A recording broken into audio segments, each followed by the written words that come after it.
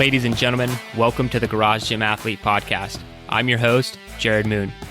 The Garage Gym Athlete Podcast is a result of my desire to build better humans, unequivocal coaches, and autonomous athletes. I've spent the last several years obsessing over program design, nutrition, and every other way you can optimize human performance. This podcast distills the latest scientific research with what I've learned and blends it with the not-so-scientific field of mental toughness. We are here to build you into a dangerously effective athlete. If you enjoy this podcast, you can find out more about our training at garagegymathlete.com. And if you want to pursue more into the field of coaching and programming, head to endof3fitness.com. Thanks for listening.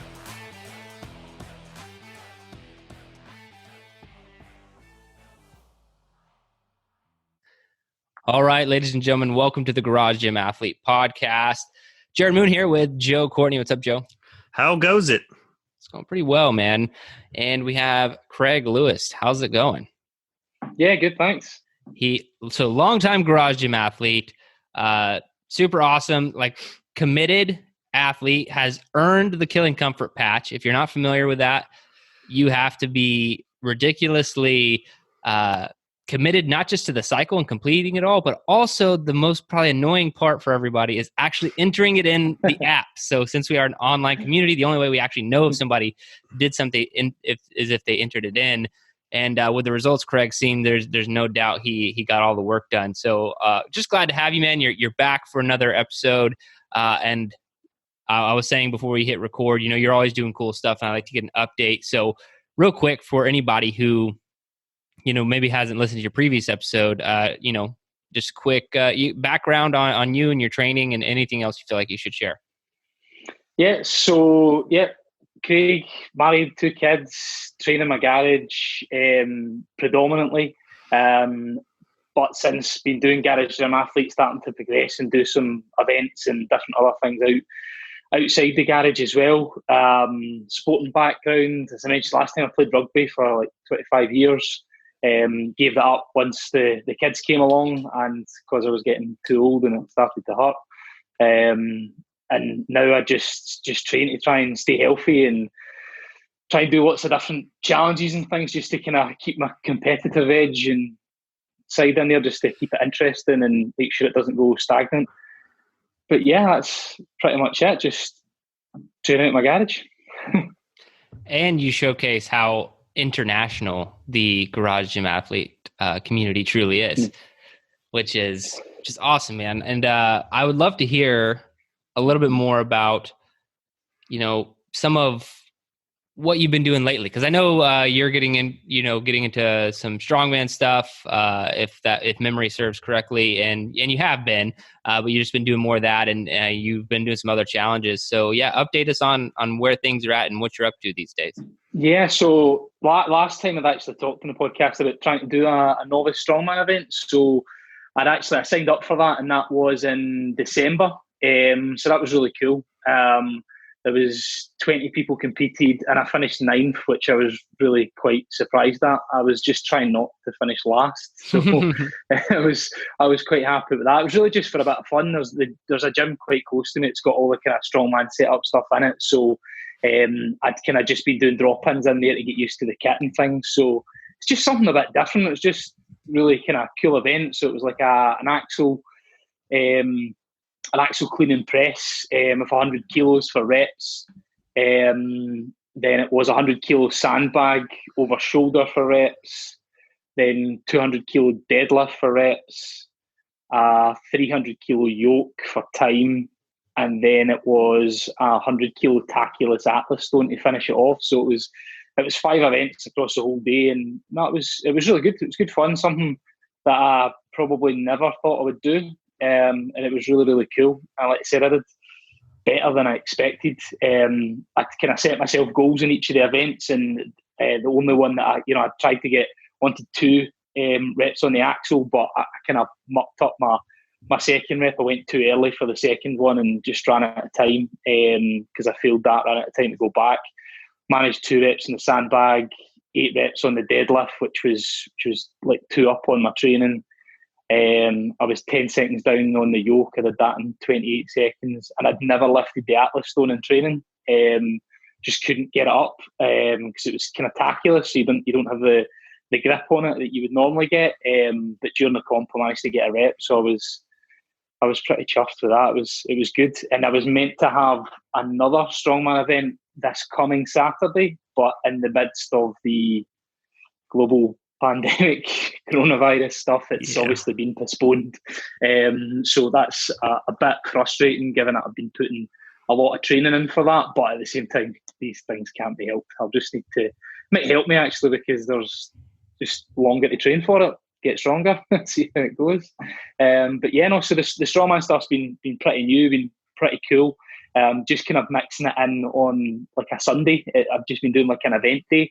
So I've still just been doing my regular kind of 4 days on GGA. But prior to this, I was all hard to kill. I was on that, I think, for 5 cycles. But then when I signed up for the Strongman event, I obviously decided to switch across to the strength track just to really focus on building as much strength as I could for the competition. And yeah, it seemed to pay off. So that's over my second full strength cycle I've been through now. And as we said before, I just tested some stuff yesterday, and I got lifetime PRs on the deadlift, back squat, and strict press. So it's definitely working.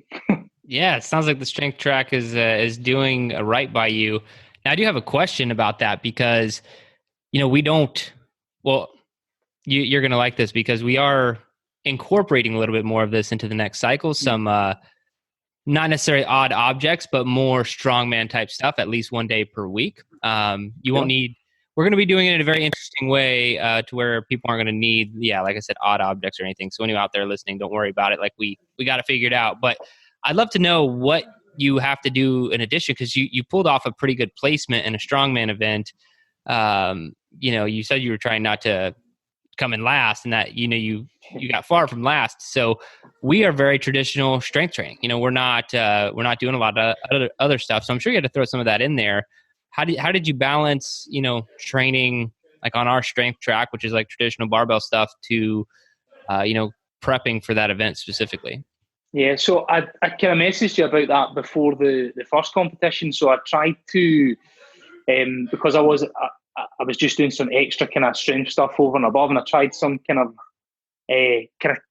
almost some kind of West Side stuff, where it was like the kind of conjugate method, and kind of doing dynamic lower days and dynamic upper days, and just strength focus days. So I did a bit of that on top of the kind of strength program I was doing the back end of last year. But then kind of since kind of closer up to the competition, every Sunday I just kind of made it an event day. So I just dropped into that strongman gym where the event was actually held, and just focused on working on the actual events themselves. So I felt as if, like, in the garage, it's fine. I can just, even though it's an axle clean and press, as long as I can do the weight on a regular bar, practicing and working it up, then just practicing on the Sunday, actually on the movement on the actual bar that you're going to use in the event.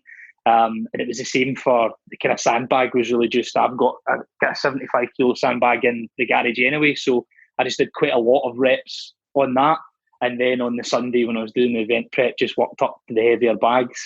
Deadlift was easy enough. You can just do it in the garage anyway. And the yoke was completely new.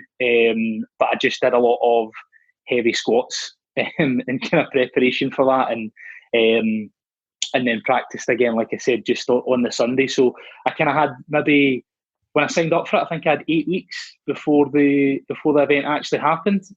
So I'd kind of probably maybe about 10 times I went in and actually used the kit in the run up, just to kind of get used to it. And yeah, that was the main thing. I've always been quite kind of athletic and quite kind of adaptable when I was playing rugby and different sports. So I think I took to the kind of apparatus quite well, and really just, to be honest, I just focused on trying to get strong. That was the main thing, which obviously is what the strength track was doing, focusing on your kind of your main lifts, a squat, a deadlift, and a strict press, going overhead. And I think when I looked at a lot of the kind of strongman training, that seems to be the kind of bread and butter of what they do. They've got an overhead day, they've got a back squat day, and they've got a deadlift day, and then they have event prep. So really, to be honest, your programming fitted just perfectly into that. I didn't really have to do much more. All I did was really just, as I say, more event stuff on the end of it, as opposed to massive amounts of extra volume. Iron Mile every Saturday. Right. Yeah.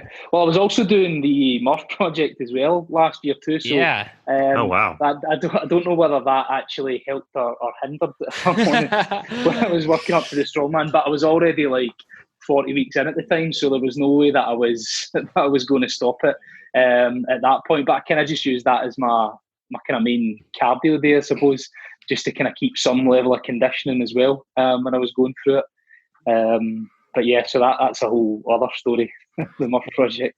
And that's where we have to go next. So, I mean, what did you learn doing? You're one of the few athletes who actually, made it all the way through 52 Murphs, 52 weeks in a row, which awesome. Congratulations on doing that, man. Yeah, that's a huge accomplishment. So, what'd you learn either about yourself or about training or whatever? What'd you learn in doing it 52 times in a row? It's tough to do it every week, mentally, more than anything else. I think the workout itself, I didn't, especially maybe about 20 times in, was no longer difficult, if you know what I mean, unless you really pushed. So unless you were going out and you're going, I'm going for a PR, it wasn't too bad. Because there's, every week you just couldn't go out and go faster. There was some weeks where you'd had quite a heavy training week already, and it was like, right, I just need to get it done. So, just focus on form and go a little bit slower. But it took me a little while to kind of get used to that and just kind of slow down on some of the reps. But it was a tough challenge, but I really enjoyed it. The main reason I wanted to do it was because I sucked at pull-ups. When I started, I had to do it banded for the first 3 weeks. All my pull-ups were banded, and then just progressively dropped the band. And then I think it was about week 26, I added in the vest, which just changes the whole workout again. It just makes it ridiculously harder. But yeah, I mean, I really enjoyed doing it. The hardest thing was committing to do it every week. Because there's some weeks come around, you just go, I want to do something different. I think you talked about it at the end of yours, Jared, where you were like, you just wanted to do some more Meet Yourself Saturdays or just something different after a while, because you just get a little bit of, I don't know, kind of monotony doing the same thing sometimes. And especially when I got to a stage where I realised, like, to PR, I really needed to go to a kind of dark place to get any faster times. And when I was kind of finishing up over December into January, and it was getting cold and it was getting wet, and it was, I kind of felt as if I don't know if I've really got it in me to push to get any faster. But I mean, my times improved pretty rapidly, especially at the start. And I ended up, I think my PR, I got it on here actually, was 35 minutes 45 with the vest, and when I started it was banded. I think my first ever banded time was like just over an hour or just under an hour. Damn. So it come on quite a lot, and I think that was probably the biggest takeaway, is the fact that if you're doing weekly practice of something and you're just sticking to it, then you will get better at it. And I really tried to focus every week as well on the form of it in particular, and not just do junk reps, and make sure I actually hit depth on squat and stuff like that. So I think I probably could have went faster, but it would have been, if you were in a competition as such, you would probably get no rep for it. So tried to focus on that. That's quite the progression. Yeah, from over an hour down to 35, did you say? Yeah, 35, 45. My aim with about 12 weeks to go was to get under 35 minutes, but I just couldn't. That one nearly killed me. When I got to the 35, 45, I was like passed out on the front grass after it. There was nothing left. I got to a stage where the calisthenics where I couldn't actually go any faster, and the only way I was going to make it quicker was by improving my mile times, but that was kind of counterproductive to the strongman training I was doing. So I kind of just realised that was pretty much as fast as I was going to go at that point, because I just couldn't go any faster on the rounds of 5, 10, 15. Yeah, we talk about concurrent training all the time. Man, you're training for a strongman competition and yet doing Murph every freaking week. And you, like, the last one you finished in the top half. And I would just love you to tell, like, being at the competition, telling the other strongmen, it's like, yeah, I do this on Saturdays. They probably look at you like you're insane. Yeah, I did think that. I actually said that to my wife after. I was like, I don't think any of these guys could do much. I don't think they can run a mile. There was in fairness, there were some pretty fit guys there as well, but yeah, they were more bulky. So yeah, that's intense, man. I mean, I just think again, I think that's awesome accomplishment. Just simultaneously, really holding on to those things. I know mentally is where it got to me more so this time. I was just like, yeah, all right, I get it. Like I wanna be done and do something else. But you hung in there, man, and you are one of the few who's earned the Killing Comfort patch. So I know you're a person who can stick to things. Now, what would be interesting to me is, cat's out of the bag. This next cycle, Murph will obviously be programmed in there. Mm-hmm. Do it, and I'd like to see what your time is because. I think you don't have to touch Murph between when you finished until the next time it's programmed, which will be around middle of the cycle or something like that. I'd be very interested to know what your time is because I think it'll be between 35 and 40. Yeah, if I had to guess, without doing any practice, which lends to this whole like, how much were you in your head? That's what I think about me personally, just because I took so I've done it twice, right? So I took a year off and I just didn't even want to touch the workout, do it at all. And then I came back and my first time was still pretty fast, like way faster than my original time. And you're just like, was I just not pushing myself? It makes you think like, how much do you really have left in the tank? Yeah, no, I know what you mean. Cause I felt like, to be honest, pretty much every time I did it, I felt as if I could go under 40 minutes comfortably. Like I knew that, like going into it, and I knew if I wanted to push, I really had to. There was quite a few where I got to the kind of halfway stage, and I was like, I'm not going to PR this, so I just kind of edged back. So that was kind of my determining factor of pushing it. If you get to the kind of halfway point and you can get a PR, then you just kind of push through. But there was a few where I was like, no, I'm not going to PR this today. So let's just focus on doing the reps and don't kill yourself because you need to do it again next week. So. You're better at math than I am. I would never really know. I'd get to like the halfway point, kind of glance at my watch. And I'm like, I don't know. Maybe I could PR, maybe I can't. And then I'd be like 3 minutes off of PR. I'm like, oh, you were like way off. Like, yeah. That was something I got better at is when I was going through it because I used my Apple Watch to like tap every time I'd done a round of the calisthenics. So you kind of know like roughly, right? Okay, if you're starting to edge towards the minute for each round, the 5, 10, 15, you know that you're going to be pushing it. Whereas if you keep round about the kind of 50, 55 second mark, you're going to finish that and under kind of the 20-minute mark, which gives you the leeway on the run. So that's kind of where I focused at. Now, I would love to know, just because this is kind of current events now, your strongman competitions canceled or postponed, whatever it may be. That stuff's happening all around the world.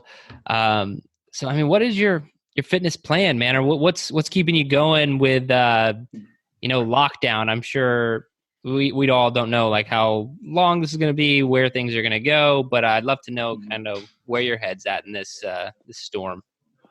Yeah, well, let's see, the competition was meant to be on Saturday. This Saturday coming, so only like 5 days away now.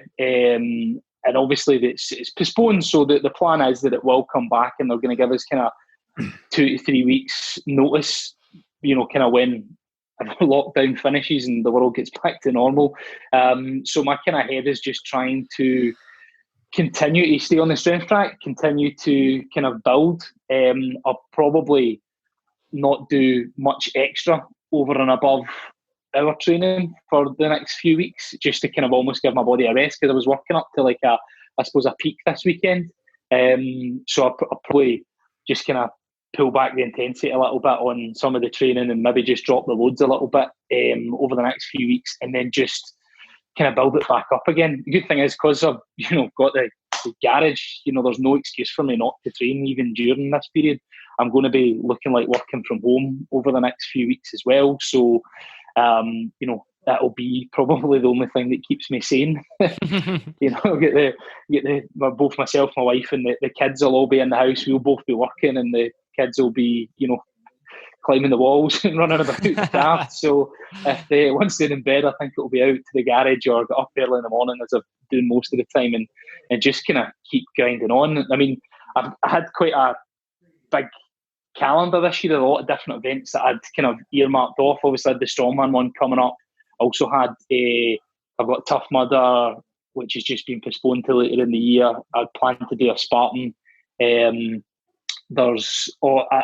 been kind of doing a little bit of CrossFit stuff with a few of my friends as well, and I'd actually qualified for a CrossFit competition, which is due to go in June, but again, who knows when that comes. So, but yeah, I mean, for me, a lot of the stuff I'm doing now, I probably would never have done if I hadn't started doing the GGA training, because I just probably wouldn't have the confidence to go for them. Whereas now I feel as if I've got such a good kind of base of strength and fitness that I kind of want to test it more. So that's why I was like, right, I want to do competitions, I want to do a Tough Mudder, and just kind of really push myself. So, I mean, after this Strongman one, again, it'll probably be a change of focus and try something different again. Kind of done it. I know I'm not going to be at the level I need to be to win those competitions, because I need to invest years to get to that kind of level. So, and it's fun, but to be honest, it's probably not the healthiest thing to do for your full life. A lot of heavy loads and a lot of food, which was quite good, mind you. But so yeah, my focus is probably shifting more to a little bit more kind of lean out a bit now. So maybe I switch to shred down the line after this Strongman comp's actually done. Try all the tracks. Although I'm missing Half the Kill. Definitely miss the kind of yeah, always does. I definitely miss that a little bit, but I don't know. It's just even with this everything that's going on now, it's just still being able to train is great. It'll definitely keep me sane, and just keep thinking that Strongman comp's going to be on at some point. So don't want to embarrass myself and finish last. So I need to keep training. Well, man, you're crushing it, and just with consistency, your mindset, like it's just really impressive. It's really fun to watch you too, and I really appreciate you being part of the community and posting regularly. And I think, I've said it before, my favorite part of all this is just the community that really is built by people like you, and so I appreciate you being around. But I do want to get some updates to these other questions, if you're ready for them. See if anything's changed or if they're the same. So what's the hardest workout you've ever done? Well, actually, it's probably, I did a race called McTuff, which is effectively like a Spartan race, which was probably on a similar grounds to the ones that you guys did at the back end of last year, just purely for the weather. It was on I think it was the 5th of January this year in Scotland, and it was just freezing cold. Like it was absolutely ridiculous, and I wasn't too bad. Like I was getting around it. I was really quite enjoying it. It was between about 11 and 12 miles, roughly the course. And it was pretty good. I've done a pile of Tough Mudders and stuff, so it was fine, but it was just the sheer cold. And one of the kind of final kind of obstacles was just a quarry jump. So you're just jumping into freezing cold water. And it's not like, Tough Mudder used to jump into a skip full of ice, like it was cold. But like jumping into this quarry, I've never been so cold in my life. It was just this pure shock in the body when you jump into it, and then plus you had like a 30-meter swim to get out the other end, and your body's just not functioning. And there was a lot of people there was canoes in there, and there's a lot of people you're watching just grab onto the canoe, and the guys having to take them to the side. And there was 3 or 4 just kind of fires going at the side of it, and people just trying to get warm.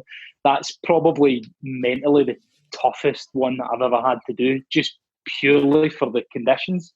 because the distance and stuff was fine, and going through the obstacles were all good, but it was just, I've never been so cold in all my life. It probably took me about a week to properly recover from that, and I think that's probably the worst. Sounds familiar. Yeah, I concur. Yeah. It was fun, but I don't know if I would do that one again. Yeah, well, some of the Garage Gym athletes already signed up for that race that we did in November again. So we'll, you say that, I don't think the weather could be as bad as general, can it? You guys did a really tough. I think it'll be fine. I'm just saying, I think you're gonna. It can't rain again. Let's see, that happened in January. We're in March right now. I think May comes around, you'll be like, you know what? Maybe I'll do it again. You need to get enough distance from it.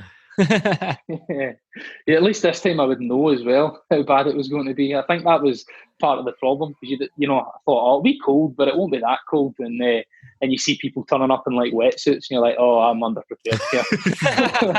Yep. Yeah, wetsuit. Actually, that's a really good idea. I'm gonna have to write that down. That will be me next time. Yeah. All right. In your opinion, what's the best activity for building mental toughness? Last time I said kids, and I'd probably stick with that.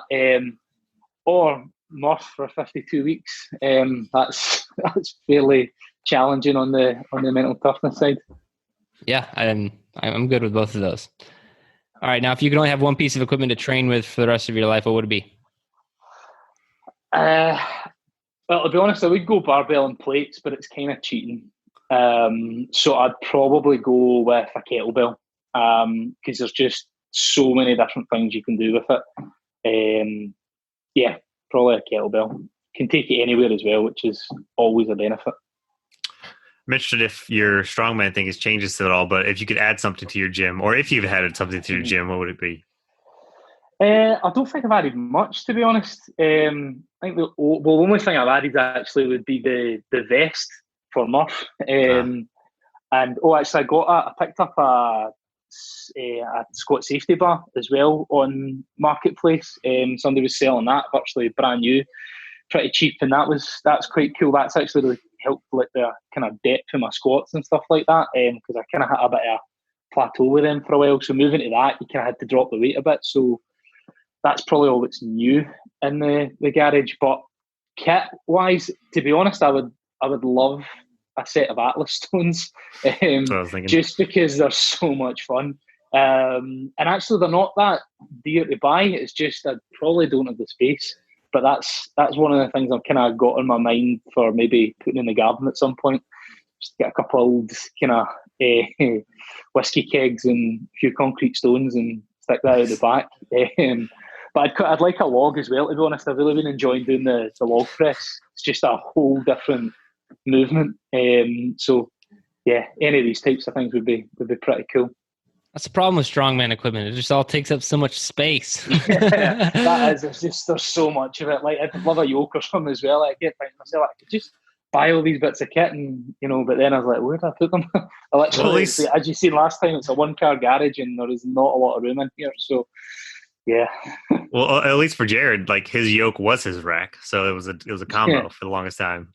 Yeah, and then it got harder and harder. I started stacking more things on that rack, so it started getting used as a yoke less and less. Like, I really want to pull all the bands and everything off of it to use it right now, and that's the problem though.